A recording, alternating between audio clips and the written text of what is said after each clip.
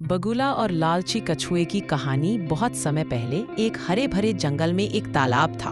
उस तालाब में कई मछलियां, मेढक और कछुए रहते थे। उन्हीं में से एक बगुला भी तालाब के किनारे रहता था।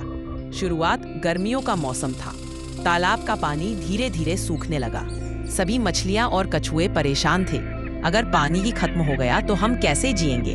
बगुला यह देखकर सोचने लगा, यह तो मेरे लिए सुनहरा मौका है। अगर मैं चालाकी से इन सबको फंसा लूं, तो बिना मेहनत किए आसानी से पेट भर सकूंगा।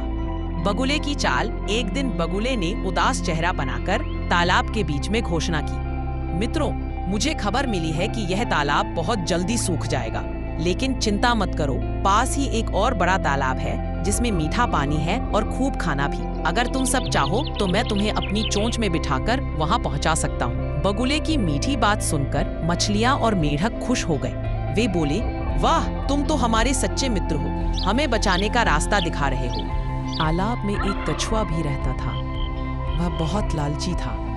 वह सोचने लगा, अगर बगुला सच कह रहा है तो मैं सबसे पहले चलूंगा, वहां जाकर खूब मजे करूंगा। कछुए ने सबसे पहले जाने की जिद पकड़ ली। बगुले ने सोचा, बस शिकार अपने आप मेरे पास आ गया। कछुए का सफर।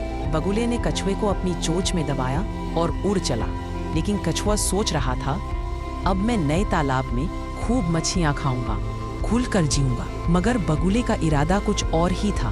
वह पास के एक पत्थर पर उतरा और हंसते हुए बोला, बेवकूफ कछुए, दूसरा कोई तालाब नहीं है। मैंने तो तुम्हें यहाँ लाकर खाने की योजना बनाई थी। कछुए की चालाकी। कछुए ने समझ लिया कि वह बगुले के धोखे में आ गया है, लेकिन वह हार मानने वाला नहीं था।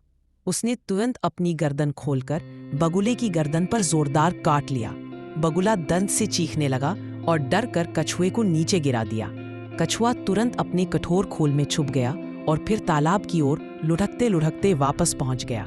सीख।